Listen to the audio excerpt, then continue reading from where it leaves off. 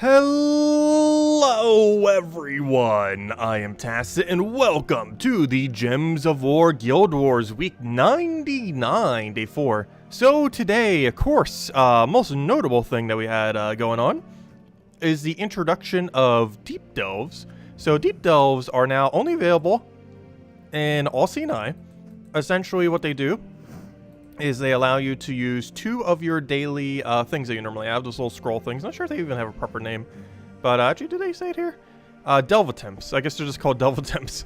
But the 3 delve attempts that you get per day, it costs 2 of them, as well as 10,000 gold, and it basically gives you 1 times higher multiplier and a guaranteed treasure room. Is this worth it? No. Not at all. However, we'll probably still be doing 1 per day going into the future, just because, I don't know, it's okay-ish loot. That's only 1, so it takes like, what, 10 minutes? Not even. So we will be doing these, not right now, but we will be a little bit later to stream. Probably throwing down like, probably just 2 of them, 3 of them, somewhere around there. But yeah, they're kind of underwhelming value, especially when you compare them to Gnomapalooza or even just anything. Their main value comes from the 1 guarantee gnome that could or could not be something good, and the extra 1 times multiplier. But the 1 times multiplier doesn't do too much. Yeah, it's for the achievement. You can kind of do them if you want to. However, if you haven't maxed out every faction in the game, that is way higher priority than doing deep delves. Obviously, you want to do 1 for the achievement thingy, so you can get the final one, or get it, or among whatever other ones. But you do it for the achievement, and that's about it. Like, there's very little need to really do them much further, though we will be messing around with them at least a little bit this stream. But as it is a yellow Guild War day, let's start from there. Oh, also, we got a new troop, by the way. I should probably mention that too. That's kind of relevant. It is not in the shard drop table, by the way. It is from the leaderboard. Easiest way to do this, or not leaderboard, but the tier thing. Easiest way to do it, buy tier 3, use 2 blue orbs on it, boom, you got it max. It'll cost you 210 gems and 2 small blues. That's the best way to go about it. You can get it with shards, however, not currently. If you open Chaos Shards right now, there's a 0% chance that you can get them from the portals. It doesn't matter how many times you click on this button, it will never give you the new epic. It'll only ever give you the old epic, which I'm trying to get here, but it's not showing me. I'm trying to at least get the old epic. There it is. But yeah, you cannot get the new epic. It'll only ever give you the older one as of currently. In 4 weeks from now, which I believe is June 27th, you will be able to get it through there. So if you want to max it that way, you can. However, 210 gems and 2 small blues isn't that bad. Obviously, if you're earlier on in the game, you probably just want to wait. However, if you're later in the game and already have the resources to like immediately max it with shards, you could probably also just spend 2 10 gems and 2 blue orbs. It's probably not that big of an expense overall to end up getting it maxed, assuming you already have everything else maxed from all CNI. If you do not have other stuff maxed from all CNI, it is a good idea to wait 4 weeks and just get it with Chaos Shards and get it maxed that way. Otherwise, this event is exactly the same. The main thing that's different is the actual Deep Delve layout. So the Deep Delve has a bit of a different layout compared to normal. For one room will randomly get replaced with this guaranteed treasure room. This treasure room has pretty average loot for a treasure-like room. However, it does have the benefit of guaranteeing you a gnome drop. It also gives you extreme greed, which is 4 gold per extra turn, which is likely 16 gold per extra turn. So you're going to be getting at least 20 gold per extra turn because of the base gold of the thing, which I forgot to calculate for earlier this morning, which is what made that math on that one thing wrong, because we got like a double thing at once. But anyways, yeah, one of them gets replaced with that. Otherwise, you basically just do rarity order, take that out. Also, that location, oddly enough, is also the only guaranteed treasure room slot in this layout for this delve, which is a little unfortunate because that means the treasure room just replaced the treasure room. Because if that box was like, let's say over here, that would still be a treasure room. That's the only guaranteed one in this particular layout. But all CNI still has a horrific layout. That hasn't actually changed. It is still just as bad of a layout as it's always had, even for Deep Delve. But I'm curious to see what some of the other Deep Delve options might be. Because it looks like all kingdoms will eventually get a second map that you can end up doing. That might be a better overall layout than what they currently have, meaning there might eventually be something better to farm than City of Thieves. We'll see exactly what will happen. But there's definitely a possibility that City of Thieves, at some point, once we get enough deep delves, will no longer be the best delve to do in the game. Anyways, with all that out of the way, it is Yellow Guild War Day, at least for PC Mobile. Should probably specify that almost every single time, just to make sure console people don't accidentally do the wrong one. But it is indeed yellow for PC Mobile, so let's go do yellow. What is our current yellow team? You know what? This actually wasn't bad. We'll run with this. I'm fine. That's fine. Okay. So he has empowered. He has a lot of yellow spam. That can actually help us a lot if we get lucky. Main thing we need here, let's see, everything's starting with a 40% mana start. We probably just want pure magic. We want kill secure. Unless we desperately need cleanse, I'm pretty sure we go all in on magic and take tribute. Get a little bit of 20 gems there, nice. Okay, let's go do this. So, Guild War. Yellow day indeed. Yellow day indeed. Always check all the things. That's the easiest way to know. Especially if you were behind a couple days, just so you can know what day you're on. Oh no, gosh, it only fought one battle and lost.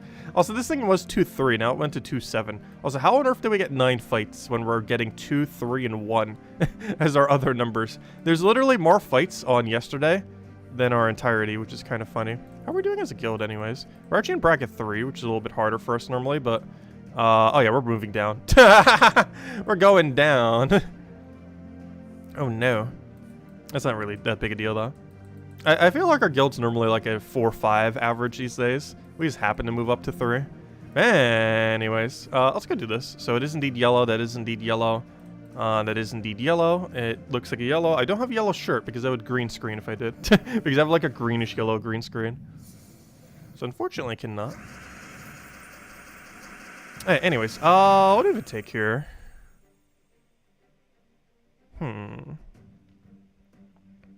Because we need to make sure he doesn't get some kind of weird convert, which he's very much going to get here. I don't think we could stop it. The biggest concern right now is everything. Literally just the entirety of everything.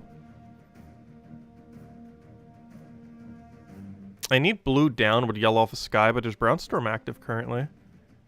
We could hope he mercies.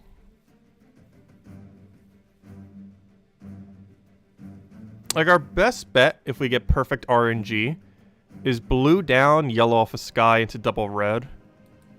None of that happened. But he didn't do much with his turn, so we're fine. Okay, so does he have empower or alignment here? He does, because he's going to get Cascade. So what we do is explode and hope we get lucky. I wasn't lucky enough, though he wasted his turn, so we're fine. Oh no, but nothing else got full mana. That's slightly concerning. I could take Skull here. He does have follow-up, though, so we actually just have to let him have it. We're just going to take this yellow. And then he's going to Skull Poke us or something similar. Ooh, that's a big hit, but it doesn't kill, so we're fine. Okay, so he has no alignment. We just take this yellow, get the Skull Poke, throw down everything else. We're good to go. This might even be Ubistet kill range. Oh, yeah, we got an extra turn. Perfect. Okay. So move that. Can't Cascade that. I'm pretty sure we just go for Ubistet. We don't have a Cascade over there either. But let me just double check the math on... Oh, I might even need a calculator for this. Oh, no, never mind. We have 164. 164 is not enough to kill. That is really unfortunate. Do we have Divine Ishbala alignment? The answer is also no.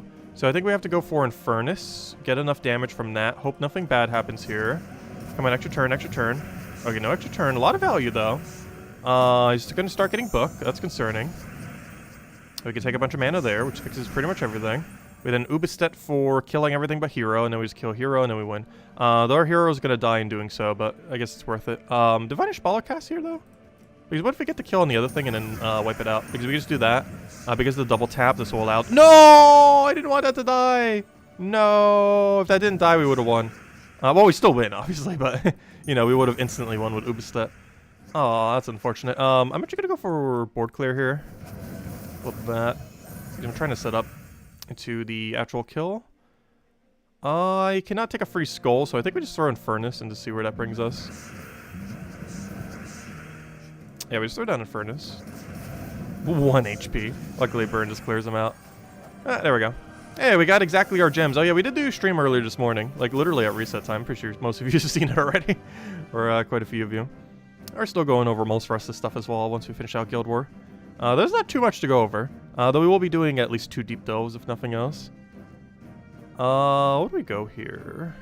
I'm just trying to see if I need to change anything like cleanse metal or anything. It looks like we're fine. A lot of people in this guild seem to be running this all-in damage team. Also, hello everyone, by the way. Hello Isabel. Hello Gimli. Hello Ricardo. Hello Genki.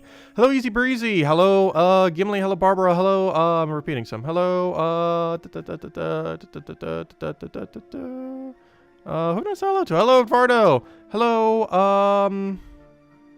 Hello Tyrion. Hello Nightmare. Hello Churros. Hello.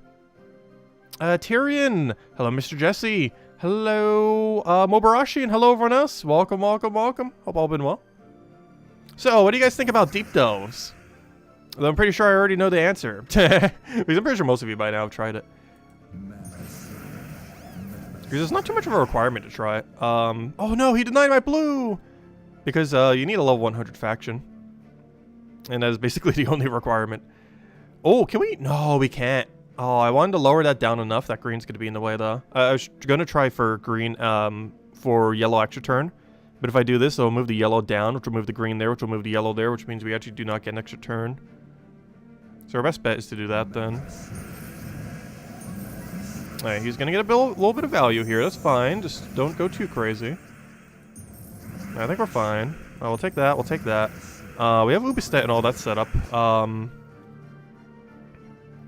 If I skull, is that enough to kill? It is. It isn't. Wait, he has 25% reduction. Oh no, am I going to have to do math?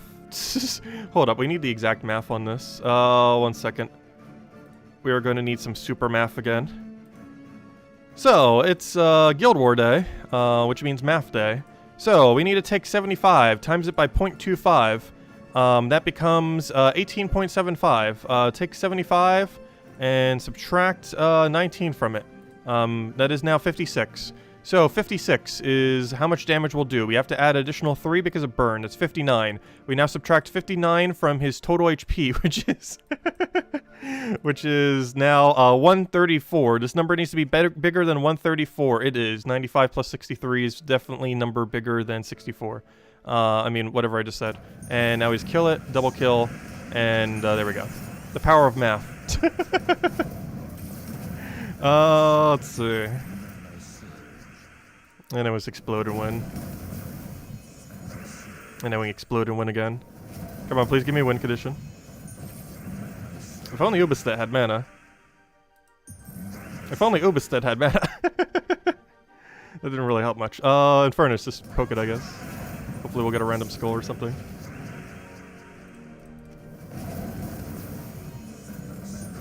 And Infernus for a little bit of mana accumulation.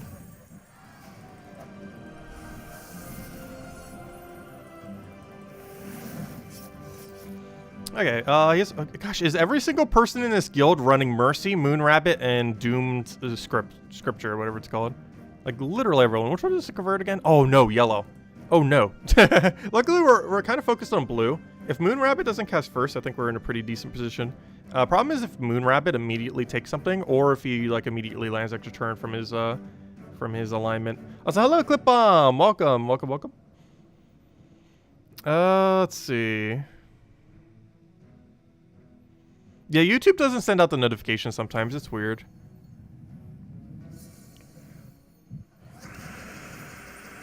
But aside from rare circumstances, we're pretty much always around here at 8.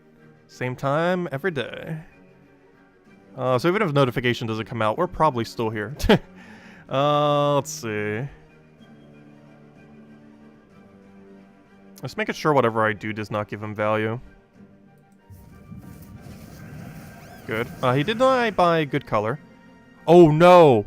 Oh no. I can't stop that.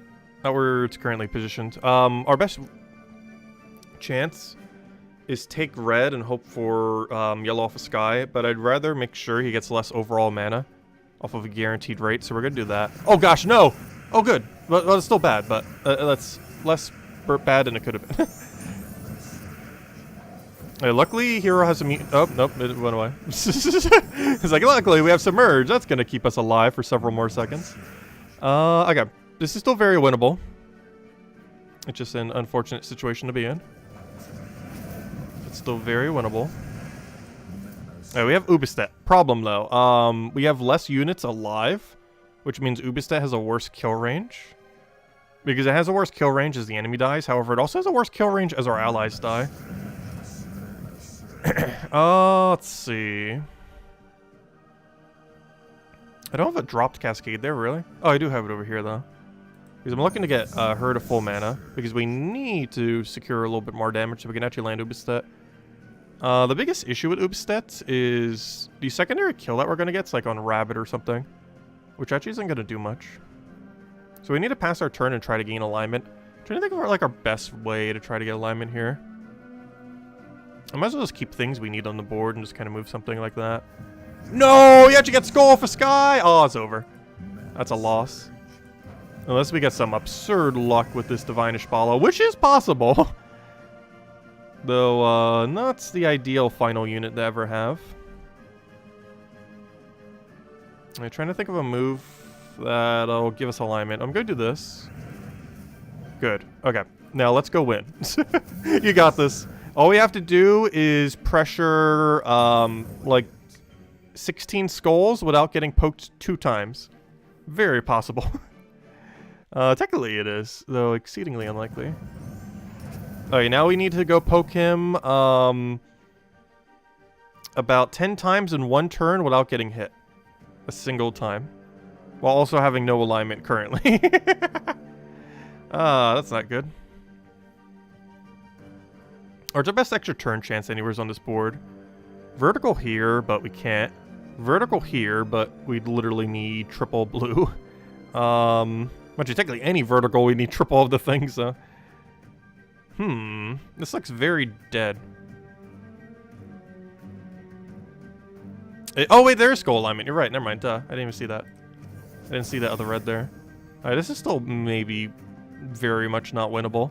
But, we'll see. Alright, we have multiple different options, and by multiple I mean 2. Which is technically multiple. This one seems more enticing because it moves more things.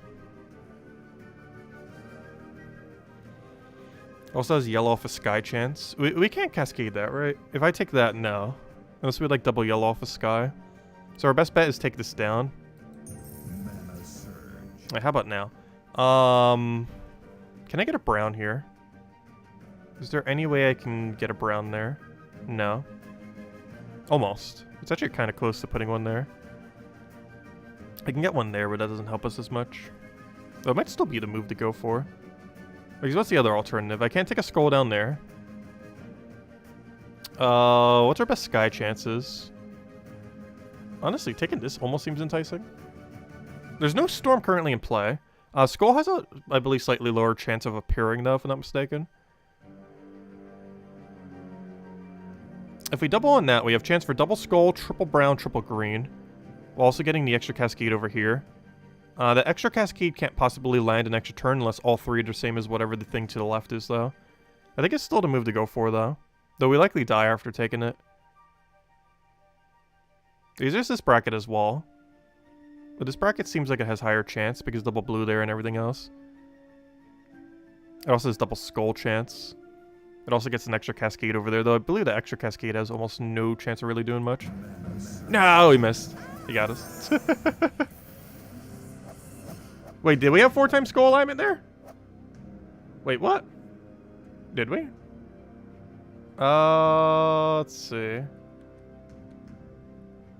Where on earth was 4 times skull? I didn't see any 4 times skull, unless you mean on the previous one. I see no 4 times skull.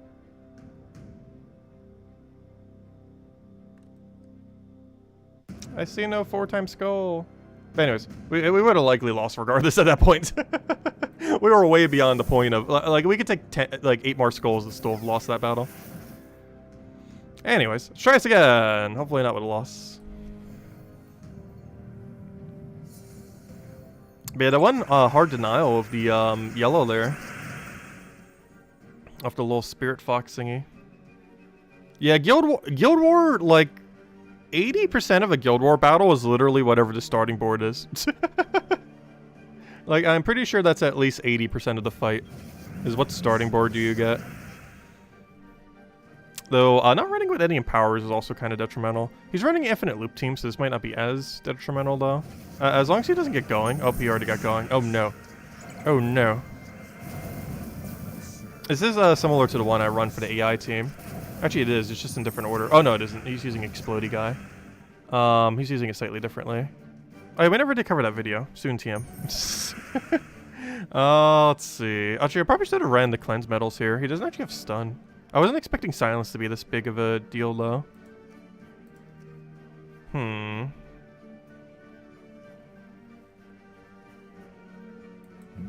gonna start doing turnip again. The biggest issue is we're frozen on red while he's creating a bunch of red. We also don't use green. He's gonna keep looping us infinitely. He doesn't have an infinite loop version of the team though.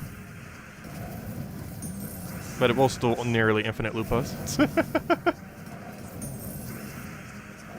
The struggle of not using Frost Mage against his team, though you have to be careful. Oh, maybe that's why he ran this. It has immune to freeze. That's actually why he ran it. I see what he's doing now. Even if we did, I see why he did that. There's a reason he's actually using Ice Goblin. Ice Goblin has insulated, and one counter to a Goblin team is use Flash Freeze at start of battle and hope it doesn't hit Toad Squeezer. But if you have both Ice Goblin and Toad Squeezer, there's only a 50% chance that'll work, making it less realistic to try to get Flash Freeze. So I see what he did there. That's actually an interesting way to do it specifically for Guild Wars. You wouldn't want to use it on any other context. But for a Guild War context, that's actually kind of smart. Because it makes it so there's only a 50% chance that Insulated will work. Or that your Flash Freeze will work. Which means half the time you auto-win, like what just happened. If you have like 2 different people in your guild doing that. Though, of course, you could still get a quick start and someone still kills you out. But, like if we had, like a 5 times on the starting board, we would have won. But we did not. But I see what he's doing there. Alright, so, he does have double convert. It's back to the normal team that, apparently this entire guild seems to be using, except for that one guy. I'll take that down. He'll do his convert with very little value. Ooh, actually a lot of value, because he denied, yellow there. But I don't think it's going to matter much, because I'm just going to go for Infernus. Actually, does he have any alignment here? If he has none, I should just pass my turn. Because it's better to waste his Mercy than to cast there. So he wastes his Mercy for literally 0 value. We can now cast a very free Divine Ishbala. And I need this to go into kill range, which is perfect, because now he is. He's going to take a Skull here, but we kind of just have to ignore it. We go for our double kill. Kill out Hero, which is actually kind of huge. They're so durable that actually kills Hero. That's kind of funny. We'll throw down Infernus, because normally that's among one of the more durable things on your team. But everything's so durable that it wasn't. There's no way we don't have alignment on this. Really? How on earth is there this much red and green and blue and yellow? You know, all the colors we need. How's there all that and then still no alignment? I guess I missed it somewhere. Wait, still no alignment. I don't have that good of a cast there, but we'll go for Explodey. And then we should just pretty much just win here. Do we do that? Big hit. Ubistet dead. There we go. Was there alignment at top? Oh, I did miss it then. Oh well. But we got it. Whoops. But there we go. Alright, we got 3 wins. Oh gosh, what's with the 2 3s this week? Or 3 2s, I mean. That's our third 3-2. Let's make it our last. Gosh, I was not prepared for bracket 3. We've lost our ways. But, yeah, triple 3-2. Biggest issue with this team, though, it runs no Empower. Empower is so vital for Guild Wars these days. But I still don't run it, especially against double Empower. Because you're basically basing your... If you run 0 Empower versus double Empower, you're basically basing your entire viability of winning based on, like, the enemy. Like, on starting board, basically. One way to counter that on yellow day is to use that one yellow-purple troop that converts to... Or what is it? Yellow-red that converts to purple. Because you can actually deny your own yellow preemptively. I actually used to run this on Yellow Guild War Day. It's a little bit slow, but it actually did have pretty decent win rate. Though it was a little slow and scored a little low, like around 9,000. But you can actually deny, yeah, this one. It converts yellow to purple. So if you are up against a double Empower yellow day, that's converting with yellow, like, you know, Mercy plus Rabbit, you can actually deny out your own yellow, and then just let the enemy create yellow for you. That's one strategy that can be ran on yellow day, to hard counter it. I just hate how slow the team runs. We did it for several Guild Wars, but I eventually stopped using it because it's just so slow. But, it does win. Anyways, let's go run some Phoenicia through all this, get the dailies through, and then we'll go do some deep delves. So, of course, that was a feature that came out today. And to my understanding, it is going to last forever. Not just this weekend, but literally forever for all of time, for all CNI specifically. And we're going to keep getting a new one basically every 6 weeks. Likely the next one being Hall of Guardians, I would assume. Actually, the spoilers probably already say which one the next one is. Let's see. Because we could probably check on Terran's World. I didn't earlier because it wasn't updated yet. However, I assume by this point, Terran's World is indeed updated now. So if we go check Terran's World and we go check, I guess troops. Actually, what troops? Well, there's a look. Oh yeah, duh. I forgot. There's a location I could easily check. I was trying to think of which one it was. All right, so let me figure out where. Oh wait, we can't see that far ahead. Oh, are we getting a new patch when a new kingdom comes? Hold up, are we getting a new patch with the new kingdom? Also, Vault event's still on June 10th, by the way, because we can't see up to the next faction. Interesting, but yeah, we can't see up to the next faction currently. Not yet. And by that, I mean the Friday faction, not the Tuesday ones. Alright, interesting. But yeah, we were going to be getting a patch for the new kingdom. I kind of thought this patch itself would have the kingdom with it. Or, you know, not literally instantly, but, you know, like coded into it. But apparently they're doing a separate patch for when the kingdom comes in. Maybe it's going to be a quality of life patch that also brings in the kingdom. Because it looks like it's not in the files currently, then. At least not yet. Because that should be coming late next month. If they stay on schedule. Oh, so hello, Gustavo. Hello, Reds. Hello, NASA. Hello, Janice. Hello, Sushi Ninja. Welcome, welcome, welcome, welcome. Hello, B-Dub. Hello, King, if I didn't say hi already. Just looking back to chat. I missed a little bit. Focusing on Guild War. Focusing on losing my Guild War battles. Needed full focus to properly lose half of them. No, it's technically 2 of 3. Which is technically half. I would say losing 2 is losing half your Guild Wars. Even though there's technically 5.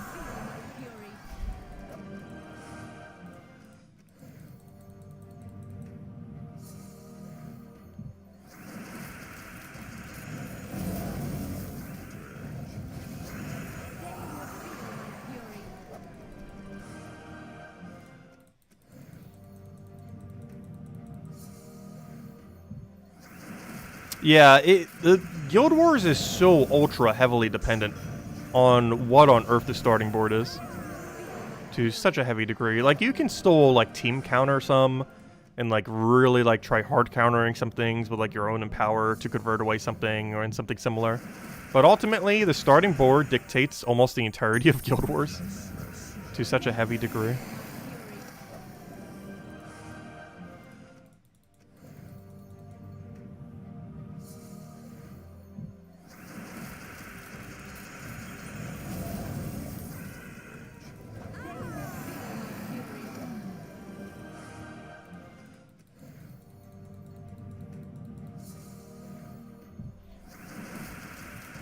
Actually, one kind of funny feature that I'm pretty sure they would never add is if Guild War had like a, if you could shuffle the board up to 3 times at the sacrifice of giving up your first turn. Though that wouldn't really change too much though. Because then you would be still giving up your first turn, never mind. because that'd be kind of one way to kind of rebalance it, but that would only really fix the double Empower. Honestly, I just wish they would have rule sets. Just have rule sets where like, one Guild War we can't use Empower, another we can't use Mythics, another we can't do something else. Because it will prevent stuff like that from happening. Most notably the Empower thing. Because Empower is by far like the most egregious one for it. So why the starting board even like is so important to begin with. Because if there was no Empower, like starting board, like it would matter, but it would matter so much less. But just the fact Empower exists.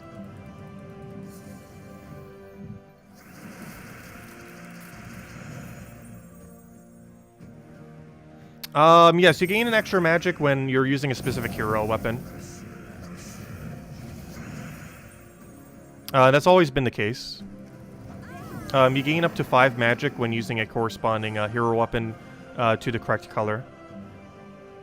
I have no clue what Sun Spears is off the top of my head. I know what some of them are. Like, for example, Archmagus is definitely purple. Because it's ends up gaining... it's one of the reasons why it's useful. It's a very purple-heavy class that also gets extra magic from purple. For example, Frost Mage gets it from blue, so if you ever wonder why we were in Dawnbringer and stuff with it, it's just normally why. Because we end up getting blue for our magic while also having Arcane. So it makes things like Dawnbringer and a few other similar weapons really good. If you ever wonder why I'm normally switching to Frost Mage when we do like a Thursday event normally. Because more often than not on a Thursday event, unless I accidentally had it as something else, you'll probably notice like, I want to say like 60% of the time I'll probably run Frost Mage. Like it's either going to be Frost Mage or Archmages. Archmages if we're doing like a Black Manacle or something similar, or Frost Mage if we're doing like Dawnbringer, or literally anything else pretty much. It's mostly because of the extra base magic that they have. It's only 5, but 5 can make a bit of a difference. 5 used to matter a lot more. Obviously 5, as stats keep going higher, means less and less over time. But 5 damage is still a lot for an AoE weapon. It's still 20 total damage. So it does add up. Okay, anyways, let's go do some deep delving. So this is a new feature that came out today. We're probably going to do 2 of them, and then the rest of the time we're going to poke at the faction. So All-Seeing Eye is now the only faction that can deep delve. You cannot do this in any other location other than in All-Seeing Eye. To be able to deep delve, you need to use 2 sigils, which we already used. Or not 2 sigils, not from the event, but specifically 2 of your 3 attempts that you have per day. If you don't have enough, you can also spend 50, 100, 150 increasing gems in order to get 3 more. This isn't really advised. However, it is a function. But overall, deep delves are pretty underwhelming loot. You only get an extra 1 times multiplier on top of whatever your multiplier would have already been. So if you're currently at like 250 to going to 260, you'll probably have a 3 times multiplier. Otherwise, if you're at 500s and you're doing it, you're going to be getting a 2 times multiplier. And it has a different layout. And the other aspect of it is it has, what's it called? It has a guarantee treasure room. That treasure room of which has a guaranteed gnome. It appears randomly. Ours appeared right over there. And that will guarantee give us a gnome. It could be any gnome except Pet Gnome, Cedric, and other Cedric. But every other gnome in the game it could be, including Verses. And I assume including Verse. I mean, Verse it definitely can. But I assume including Curse. I haven't seen any reports yet of Curse, but I'm pretty sure it's possible. Though I have heard reports of Verses. So I'm pretty sure both of them are available. The only things that aren't are Pets and the 2 Cedrics. Pet because it's only PvP and Arena, and the 2 Cedrics because they're only in Vault Keys. Well, it's pretty much just normal, like, Explore-related drop table, as far as what it can roll from. It seems like it's, like, literally just a normal drop that you would get in Explore. But it's guaranteed when you do the room.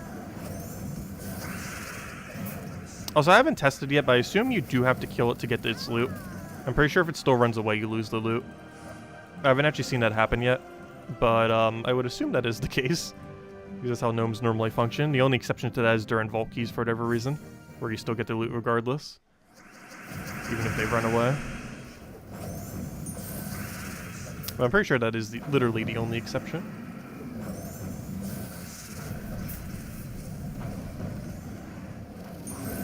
Also, we're currently running just a standard Iron Gut team right now.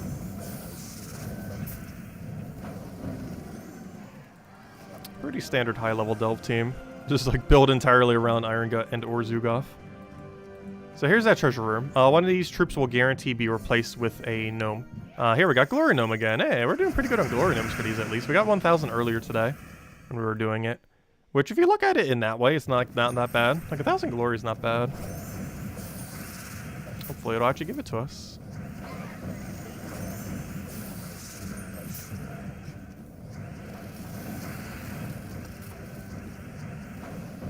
I was gonna say, that should be enough skull damage to kill it out. Let's see, how much glory did we get?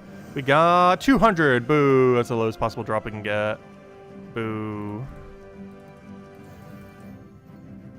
Let's say hello, Lester! Welcome, welcome. Oh, and as NASA mentioned, definitely feel free to hit the like button. Helps out a lot and is greatly appreciated. Also, once we finish out these 2 deep delves, we'll go hand out a code. A good old shiny code. And then the rest of the stream will probably just be poking at the normal All-Seeing Eye. Because we do still have a normal event. You know, like a standard All-Seeing Eye event. The main difference for it is you also get a new troop through the tiers from it. But aside from that, it's literally just a standard event. Oh no, don't agile me as we're about to do lethal kill. What are you doing? We're about to win. There we go.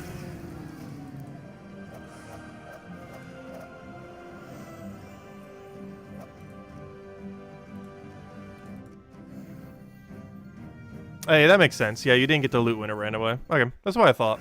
Because that's how it works in, like, literally every situation. The only outlier is vaults. And I'm pretty sure they only do that because vault keys used to be way harder to obtain. So they didn't want people losing their loot when they actually took it. Unless they actually lost the battle. So they made it so all the gnomes would actually give their loot all the time. At least in vault specifically. Because vault keys used to be way rarer than they are now. Like, now they just hand them out like they're nothing. Especially during Nomopalooza weeks. But they used to be way rare. Not only were there less events that handed it out, but, you know, Nomopalooza didn't exist. Vault events still did. But you get like 10 to 20 times more during Paloozas.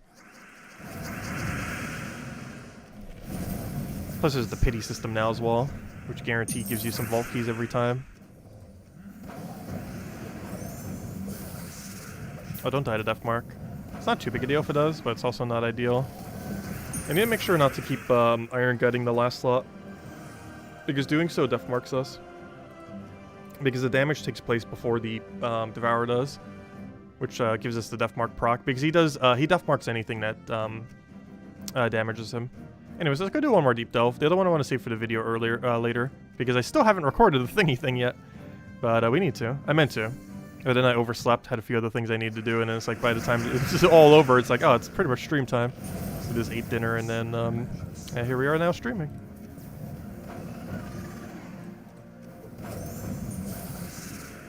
That's the only problem with trying to stream at reset time. Like, I just like absolutely crash after. Because I don't think I went to bed until like almost 6 AM by the time everything was over. Like, the stream didn't go that long, but you know, by the time I got situated and like actually asleep and everything, pretty sure it was close to like 6 AM or so. Oh, we got a soul gnome this time around.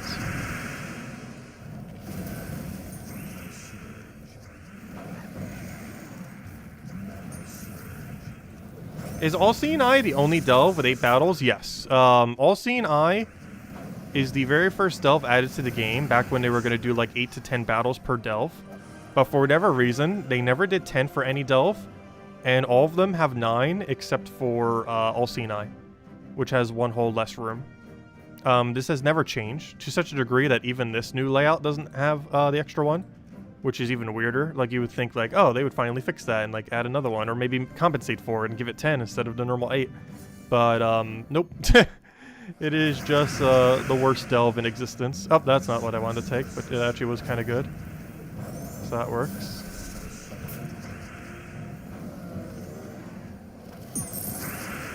But yeah, I have no clue why they didn't at least add an extra room to the deep delve version. Or an extra 2 to compensate for the fact that it's been at 1 less for forever. Because even if it was a 10-room delve, it still would be worse than All-Seeing Eye. I mean, than City of Thieves, I mean. Even if it was 10-room instead of 8-room. Like, it having the most rooms of any delve would not have fixed it. Though they did add a guaranteed treasure room, at least. When All-Seeing Eye, Hall of Guardians, and a few others... actually, I believe those were only 2. When All-Seeing Eye and Hall of Guardians were created, treasure rooms did not exist. Like, literally not at all. Like, they just did not exist in the game when those 2 factions were first created. So, both of their layouts have 0 guaranteed treasure rooms. But the layout for Deep Delve, All-Seeing Eye, does have 1 guaranteed treasure room. It's all the way in top right.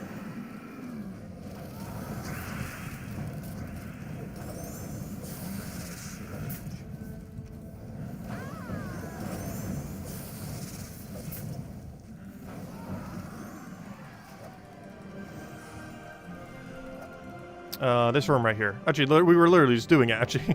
But this room right here is always a treasure room. That room right there. At least in this delve layout. The only time it won't be is if it's replaced by the super treasure room. In which case it'll be a super treasure room instead.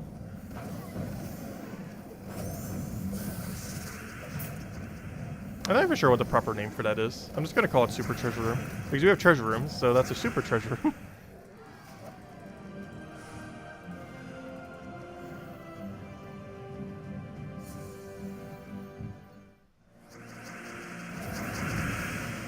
Yeah, it's kind of weird that we have to wait for another faction assault for them, because you can't actually do it through the event itself. You play the event completely normally, which I haven't actually even touched yet. However, it's literally just a normal event, like a standard faction event. Like, it's no different, other than the fact that you get a different troop reward, and that's it. Like, that's the only difference, is there's a troop reward thing that is new. Kind of like how there's sometimes a new weapon for like raids and evasions, but otherwise it's the same. How do deep delves work? They're basically like a normal delve, but with one guaranteed gnome room. And they have a 1 times higher multiplier than whatever they originally would have had. So if you're running on 2 times, they'll have 3 times. If you're running on 1 times, they'll have 2 times. But that's it. And then there's an achievement for it. But otherwise, they are actually the same. Right, there we go. Alright, and I'm saving this one for the video later. Actually, that's actually our default 3. Go figure. But anyways, we'll leave that there. So, that's deep delving. Anyways, let's go do the... Oh, also, you can't use this troop in the event, by the way. It's really funny. They made it brown-yellow, which is actually not usable because it's green-blue, which makes, like, no sense whatsoever. But anyways, let me go grab my other team. And it'll be good to go. Let's go get some standard Rowan in here. And then we'll switch over to the Iron Gadzoogoth build, or whatever we have set. Yeah, I think it's some variant of Iron Gadzoogoth. Duh, yeah, it's literally what we were just running. Duh. It's the team we were just running moments ago. Is the one we'd run for the deeper section. But anyways, let's go put this in here. And that shall be our earlier end team. I do want to set to armor, though I do need to go set this first, so it saves my team. Yes, Deep Delves is Underworld only, and is only for All-Seeing Eye, and it will slowly come out for every single kingdom over time. I'm not sure if they're going to do it in release order, but if they do, Hall of Guardians is next. Though we don't know that for sure at this current moment in time. But if it is done based on release order, Hall of Guardians is the next faction that will be getting it.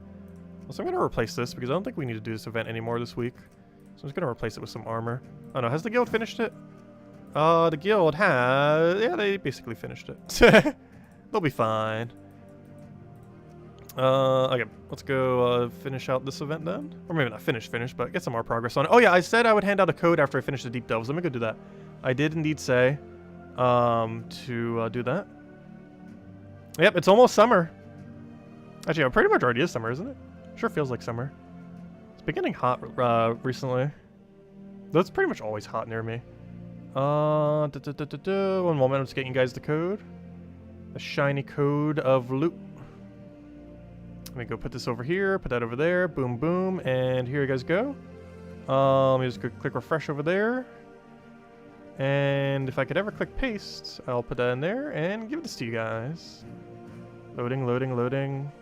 Okay, it's not being too slow. What's the City of Thieves Pure Faction? City of Thieves Pure Faction is double of the Legends. The one that creates skulls, and the one that steals gold and mana accumulates. I don't know a single one of their names, but that's what they do functionally. It's double Legend, the one that mana generates with its, like, gold steal, and the one that, creates skulls.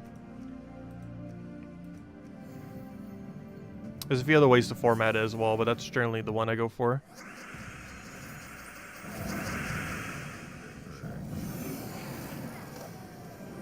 Also, All-Seeing Eye has one of the most annoying layouts of any faction in the entire game. I normally just take middle, top, and then bottom. Because trying to do it optimally is just way too annoying.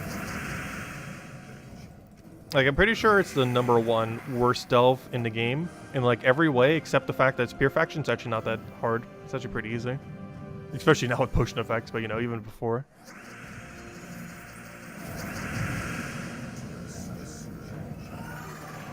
Because Tier 1 is actually one of the scariest rooms in the game. Mostly because of the Dust Devil room. There's actually 2 rooms that are potentially scary. There's one that has multiple different troops that have Devour. And while it's a really low Devour rate, it is still Devour randomly. So it could take out anything. Though if you have Barrier, I guess it's not as big a deal now. Because of, you know, Barrier will protect against it. However, the one that is still annoying is Dust Devil. Dust Devil will have double Empower. And can move or double move your team. While you could wait for it to move you back into position, or even do it to reposition your team back into position. What normally happens is you'll try to get your mana. You'll miss extra turn off of like Leprechaun or something similar. And then it's going to move your entire team by 1. And then you have to deal with that for the rest of the delve. Because whatever order your team ends on is what it goes into the next fight. So like permanently reorients your team for the rest of the delve, which is really annoying. Do underworld potions work on faction events? Yes, they do. And they also stack if applicable. And by if applicable, I mean if it's even possible. Like, for example, Bless doesn't because you can have 2 Bless. Barrier doesn't because you can have 2 Bless. But things like the Explosion, the Rejuvenation, like anything that can stack does stack. It only doesn't stack if it's literally impossible to have multiple of it. Like, I can actually show that right here. Oh yeah, we're doing it right now, duh. Let me go show it. Like, if I go to, what's the easiest way to show it? I guess actually in a battle would probably be the easiest way to show it.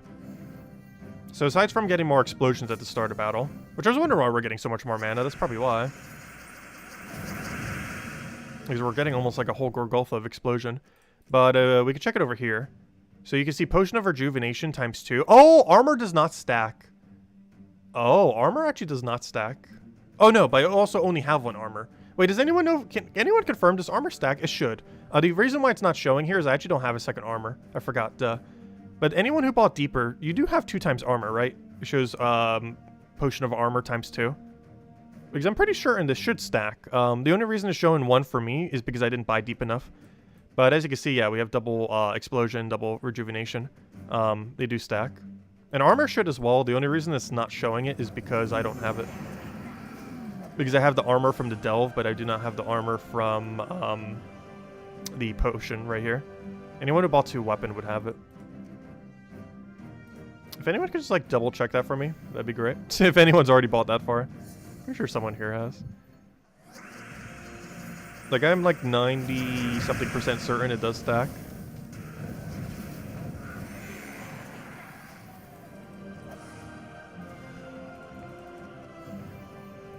There's no reason it wouldn't. The only ones that don't are the ones that can literally only apply 1 effect. Oh, it does not show 2 times? Okay, maybe armor doesn't then. Never mind. Okay, interesting. That's weird because armor trait stacks with armor trait. But apparently the potion of it does not specifically stack. So that means the only 2 that stack then is Rejuvenation and Explode. If that's the case then. Well, that and Power, obviously. I'm pretty sure very few people have upgraded far enough to have Power. I have a couple at 200, and I have 1 Kingdom at 225. But beyond that, I don't really have much that we'd ever get the Power Potion from. But yeah, those are the only 3 that stack then. Rejuvenation, Explosion, and Power. And of course, Power can stack infinitely.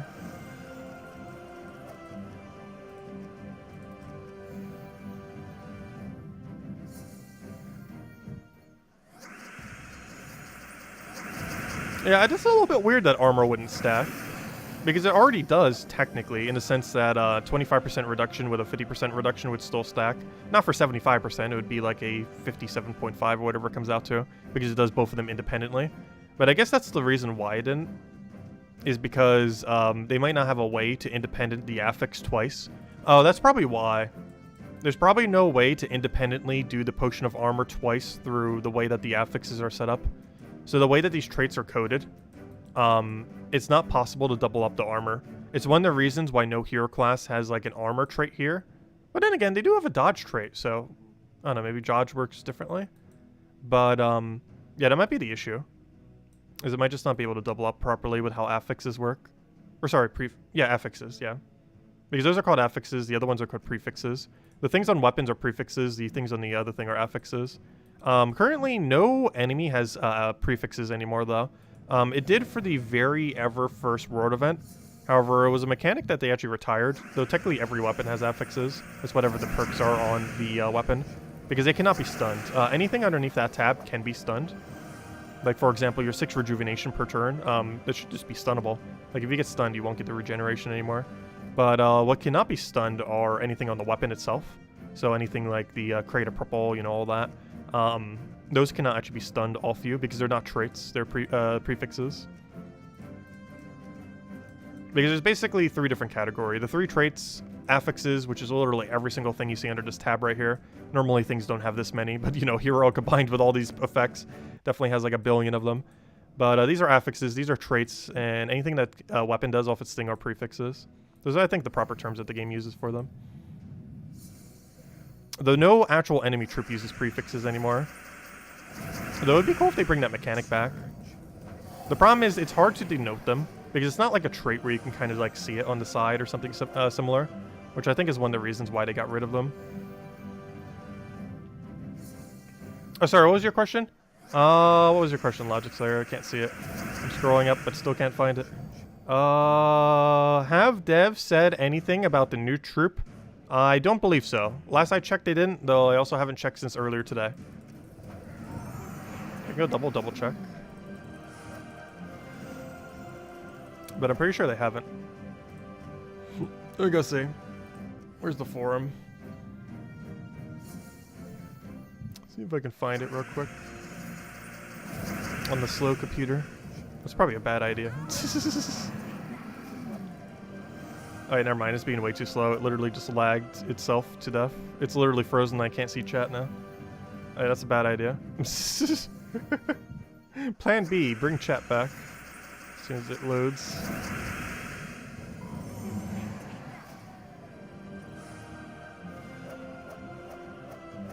I'll catch you later, Genki. Thanks for stopping by. Hope you have a good weekend. Oh, thank you that you appreciated the birthday song. Hope you had a wonderful birthday.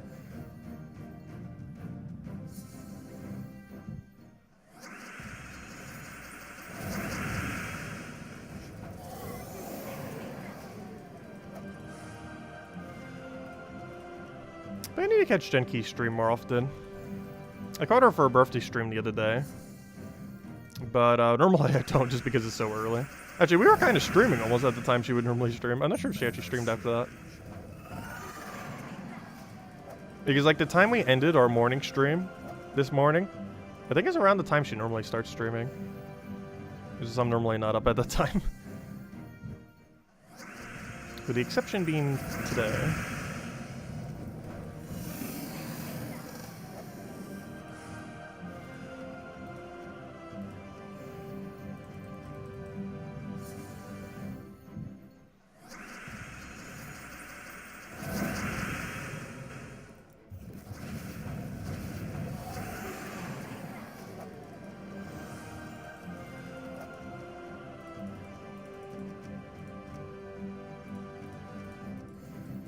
Yeah, as this team mentions, I think we can go to about 100 on it until we need to start needing other options. I do have to say, I absolutely love this double explosion. You may notice the consistency at which we're immediately able to cast Rowain. It almost makes me want to run like a black... Oh, we already are. Never mind. I was going to say, it makes me want to run a Black Manacle Rowain. Guess what? We're running already. Oh, that's not enough damage, is it? No, slightly short. That's funny. Though if you want to do a... oh, no. If they don't have Revive, one correct order you can actually do it in is do Black Manacle first when you're in like that kill range a little bit later. But it doesn't work when they have Revive. What's the matter with the new troop? I have no clue. Oh, you mean the problem with it? It's brown-yellow, and it's a green-blue faction. Meaning the new troop that says it can be used in the faction, like it even says it in the game, like text in the game and stuff like that, but it cannot be used. It cannot be used for pure faction, it cannot be used in any way, shape, or form within the faction. Because it doesn't have any color overlap with the coloration of the faction, despite being a faction troop.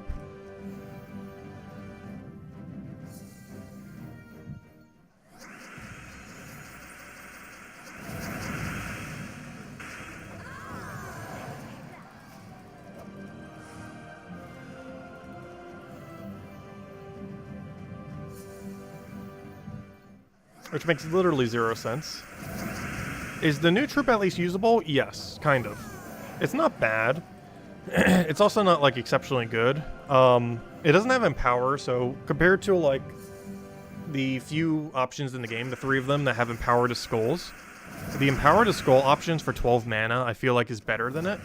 His ability isn't bad, and there's currently nothing around that, like, mana cost that does, like, red to skull. But it's not particularly good. Like, you wouldn't really go out of your way to use it unless you're using in some kind of weird elemental team. Because that would give it half mana start, which would help it a little bit. Oh gosh, why am I getting hiccups? But aside from that, I don't feel like it would really get used. Like, barely at all. It's not a bad troop, though. It's just not a particularly good troop. It's like average to slightly above average. Well, things around that category generally don't get used. Or at least exceedingly rarely. Hello, Lestat. Welcome, welcome. Hope all's been well. Hello, Nick S. and Analyst. Welcome, welcome. And Jay. Any word on a new mythic for next Friday? Is it any good? It's basically Wild Queen, but different. How good it is, we'll have to test it some. At this current moment in time, I feel like it's weaker Wild Queen. Though if you're doing a game mode where deaths don't matter, it could potentially be stronger Wild Queen. But it's basically just a male version of Wild Queen that has a tweaked ability. Though it is substantially different enough to be a completely different troop than Wild Queen. But testing, we'll see which one is kind of better. I personally feel like it's Wild Queen currently, but it depends on the mode. Because if deaths don't matter at all in your game mode, the Wild King, or whatever he's called, I think it's literally just called Wild King, is probably going to be more viable. Because he supplies you with more overall damage, but Wild Queen provides you with safer damage. Which is most notable for Guild War and stuff like that. And she's not even, like, super consistent. Like, my big concern with him, if I throw him into Guild War, is he's going to go... Well, we can't until next Guild War. But, though we definitely need to, at least for one of them on next Guild War. But my concern with using him is he's going to miss, and then we, like, insta-lose. Because at least with Wild Queen, if you miss, like, you might lose. But you also just reduce their attack so that you might not lose. So if they take a bunch of skulls, like, it doesn't matter as much. But with this troop, he doesn't actually get any attack steal. He only has attack gain. So if you miss, they're still hitting you for full skull damage.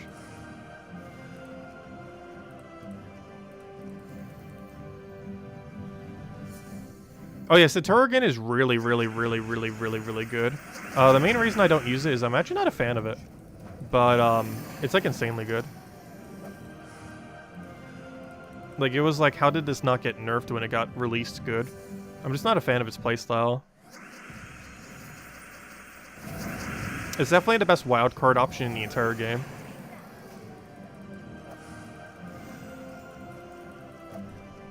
Though it plays very weirdly. Because it's a skull... It's best in like a skull spam related team. But it also denies every skull. And it's just a really weird playstyle. Because you're constantly like denying your skulls in order to max out the mana on literally your entire team. But then you also have less skulls on the board. It's just a weird mechanic. It's really good with Zugov and a few other things, though. Because Zugov doesn't care as much if there's currently 0 skulls on the board. Like, it matters, but it matters less for him.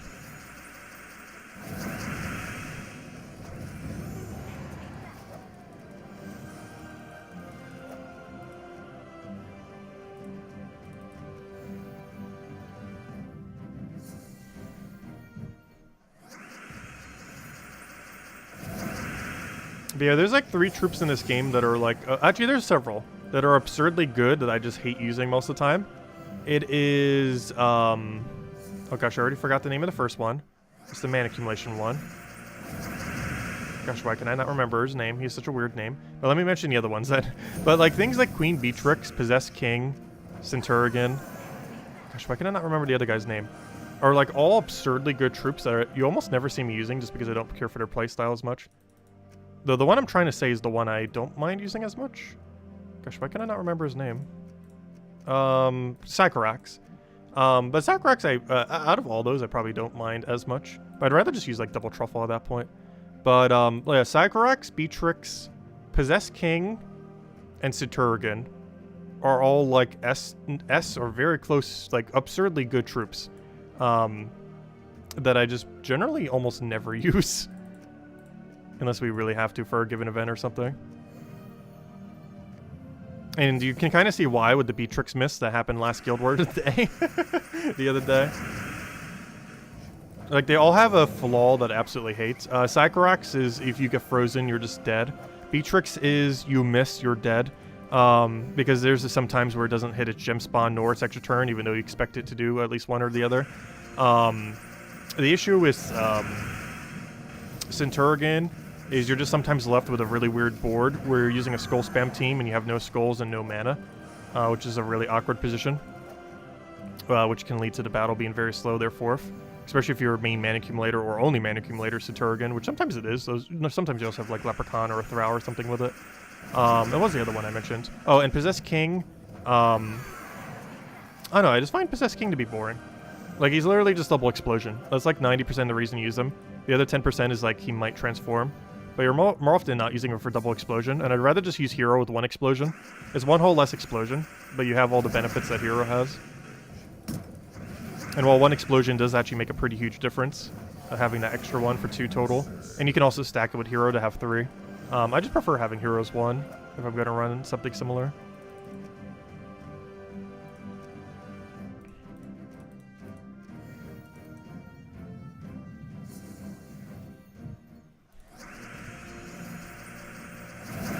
Oh, what do we take here? Is Black Manicle enough? Almost. I wish it was.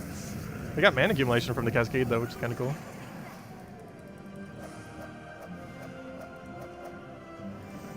Oh, we're getting a Medusa Mythic next thing? Ooh. Yeah, I hope it would be good. It better. They need to make up for how bad this one was.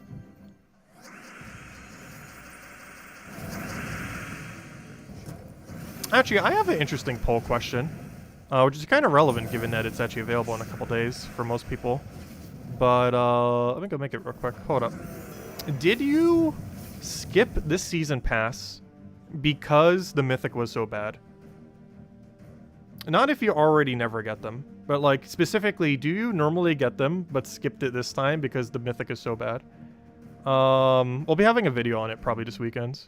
But I need to cover obviously everything with the patch first. Though we'll probably cover it on Sunday. Not the patch stuff, but the Mythic, that is. And again on Monday because we're already going to have it, and that's when most people get it. But anyways, let me go. Did you... Oh, that's not capital. Did you skip this season pass? Or did you skip buying, I guess? Buying this season pass due to Mythic being so bad?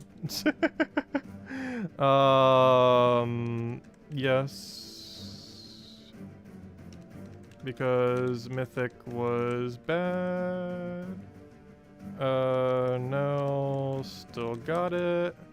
Another option is, no, always, or, yeah, I'll just say always. No, F to P. Free to play, there we go. No, still got it as usual. I'm definitely in the still got it as usual camp. Oh, there we go. I think I typed that correctly. I'll find out in a moment. There we go.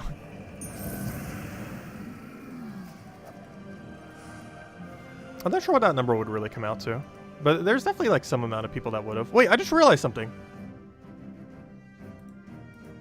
Oh, interesting. I noticed this earlier and I thought I was just going crazy because I was doing like the normal layout stuff and it's like, wait, I was taking this top half and it's like, wait, that's not a tier 5 room. But interesting. It could be either of the 2 new Delve layouts. Oh, that's cool. But yeah, it could be either or. That's interesting. I kind of noticed that earlier, but I didn't like fully realize that until literally right now. An hour into the stream. Though of course we haven't been doing that the whole time, but still. But yeah, it can be either or of the new ones. Or, you know, the old one or the new one for the layout. There's no guaranteed treasure room in this variant, though. But it can be either layout. That's kind of cool.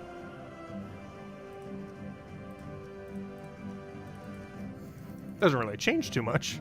Though, if anything, that makes it even more complicated because now you need to know 2 layouts' proper path rather than 1 layout's proper path.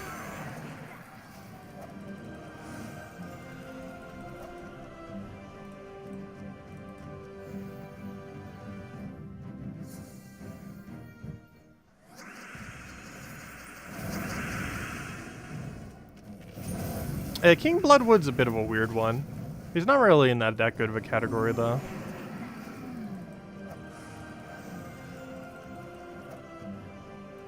Like, there's things that... the biggest issue with King Bloodwood is there's things that entangle better than him, and there's things that bleed better than him. And while he is technically, I believe, the only thing in the entire game that has both bleed and entangle, there's, like, literally zero circumstance where that is relevant. But yeah, he's just outclassed by other entanglers and other bleeders. Most notably, Mother of Darkness for bleed. And almost every other entangler for entangle. Well, maybe not any, but you know. Like, all it is one entangle per extra turn. Like, even a, what's his name is almost better than that. The one that only applies entangle to first slot. And that might almost seem worse because it only applies to the first. But that one legend that does that is actually pretty good. Because it's really good with skull spam teams. Because it retroactively re-entangles when the enemy ends up dying out to skull spam. So if you kill the first slot with an extra turn skull, it entangles the next in line. So deep delves are like bad epic keys? Or are they that good? I wouldn't say bad epic keys. They're basically like, I don't know, I'm trying to think of an equivalence. There isn't really an exact equivalence in the game currently. I don't know, I can't think of like an exact equivalence. Because there really isn't one. But they're basically just a normal delve that has like a guarantee gnome in it. Like, if we're doing this right now, we're on a standard 2x multiplier, which is the exact thing we'd have when we do a deep delve. Realistically, the only real difference with a deep delve is there's one guaranteed treasure room, and that is it. And by guaranteed treasure room, I mean the special gnome one. Like, that is pretty much the only difference. So you're basically spending 10,000 gold for one guaranteed treasure room, because the multiplier is not high enough. And there's nothing else going on with it. Other than the achievement thingy. But you're basically spending 10,000 gold and the amount of time to do one delve to get the loot of one delve plus a gnome.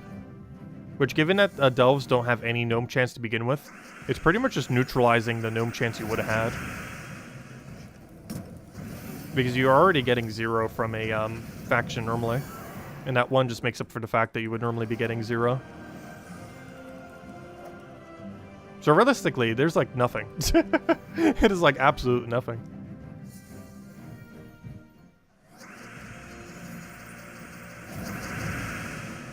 But I'm not sure why they made Deep Delve so bad. Oh, I could have won already. Whoops.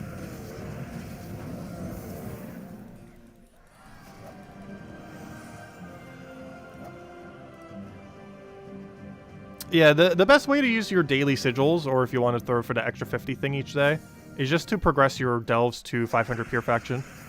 There's really no reason to be doing anything else. Like, deep delves you'd probably only do once just to gain the achievement for it. And that is about it.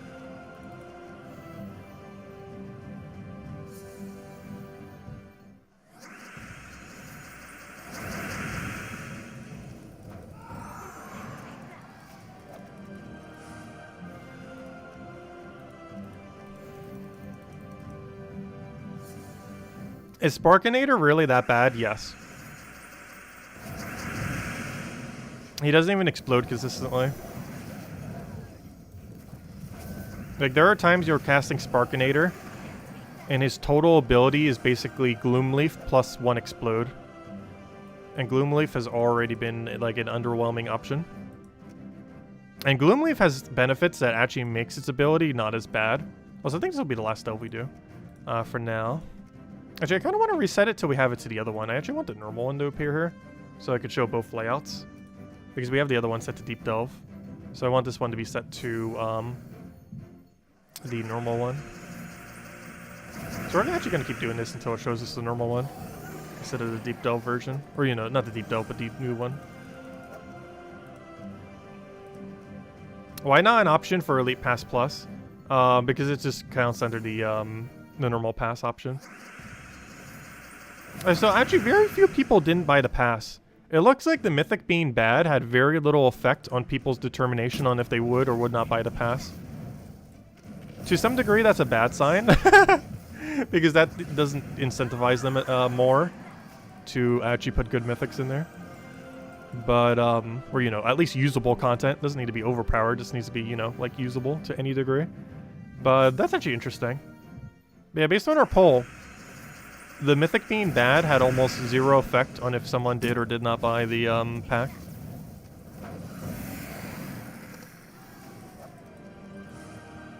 Like, anyone who was going to buy it was already still going to buy it. Anyone who wasn't going to buy it was already still not going to... Well, obviously. Yeah, anyone who wasn't going to buy it was still not going to buy it.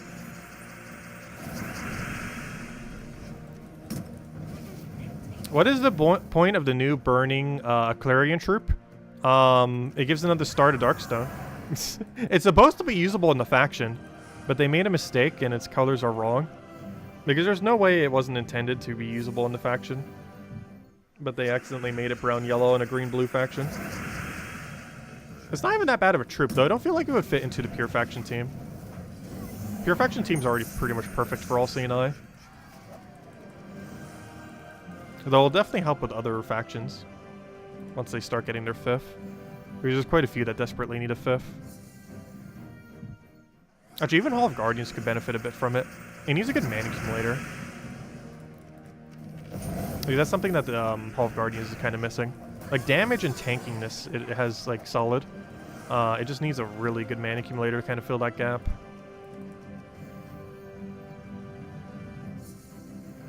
Because currently the Legends basically use as the mana accumulator. Like, the Legend and the Gargoyle. Because they both have mana accumulation attached to their ability, but it's not, like, a proper, like, good mana accumulator.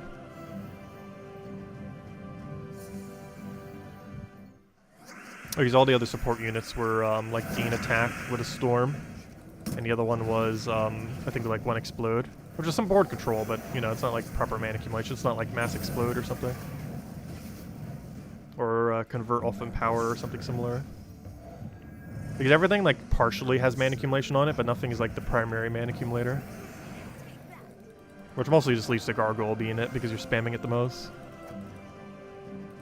Hey, come on, give me normal layout, give me normal layout. Come on, normal layout. No! Wait, that is normal layout. Yes, there we go. Okay. I wanted this for the video so I can show both layout order. Anyways. Perfect. Oh yeah, there's a redeem code we handed out earlier. Same loot as always. Anyways, I believe that is pretty much everything then, unless we want to do award event battles, which, I don't know, the guild will have it done. You got this, guild. I think they'll be fine. Because there's no way we can cover that many points with only 6 battles. So let's wait till tomorrow, probably. Our multi-way tie with someone else is slacking. Technically a couple people. But, we'll just join them. Anyways, I think that'll wrap it up for now. So, final verdict on Deep Delves is it is very useless. Aside from that, if you're looking to get the new troop, do not open Chaos Shards for it. It is non-drop table. The best way to get it is to buy 3 tiers into here. Buy to tier 3 and then use 2 small blues on it and then you're good to go. Aside from that, that's pretty much everything with it. Deep Delves are useless. This troop is useless, but also kind of okay. Like, you can't use it for the delve, but, you know, as a troop, it's okay. It's not super high priority to max it. If you're earlier on in the game, you probably just ignore it even exists. Later in the game, you might just buy tier 3, 2 blue it, and then you have another star for Darkstone. Darkstone is 26 starable as of that troop coming out, making it yet another 26 power star kingdom, which apparently is missing a pet. Oh, these are both cosmetic, aren't they? They are! Oh no, I don't have a 4th pet. Not too big a deal though. But anyways, but yeah, that'll wrap it up for now. I hope you all have a wonderful rest of your weekend. We will be back tomorrow night at 8 p.m. Eastern Standard Time. We're mostly going to be going and delving deeper with the event. We're mostly just doing it for all loot, or at least how far we get. We're just going to use whatever sigils we have and go from there. Aside from that, we should have a video up on 2 things between now and tomorrow night's stream. Because ideally what I want to cover is obviously the thing going over all the teams for this place, as well as this layout order that you would do all that. I also want to cover a video on auto battle teams. So we're going to be covering that in its own thing as well, which with all the team codes for both of them. And then on Sunday, we'll probably cover the Mythic. The Mythic that's technically coming out on Monday, that also technically came out this Monday. The one that does the bomb gem thing. The one that's pretty bad, but, you know, I still want to kind of cover it, even if the teams are horrific. We'll still cover 3 teams, an early game team and 2 others. Not quite sure what to overall, because it is definitely towards the bad side, but we'll make something work and see how it goes. But anyways, guys, is there any 30-star kingdom? No. There are like 6 or 7 26-star, but there is no 30-star kingdom. 26 is currently the highest within the game. 30s will obviously exist at some point, but it'll probably be like a year or 2 from now. Maybe even 3. They're probably closer to 2 or 3. Yeah, I would say about 2. Like somewhere around 2, give or take several months, is probably when we'll see our first 30-star kingdom. Because a lot of kingdoms are still way lower. Like some are still at like 20-ish, with no way to go higher. Some are even below 20, with no way to go higher. So it'll still be a while, because obviously they're probably going to focus on some of the factions or kingdoms that don't have as many stars before they start bumping up the ones that are all at 26 right now. But anyways, guys, thank you so much for watching as always. Enjoy your weekend. Best of luck with everything. Catch you guys soon. Goodbye, everyone. Thanks for watching.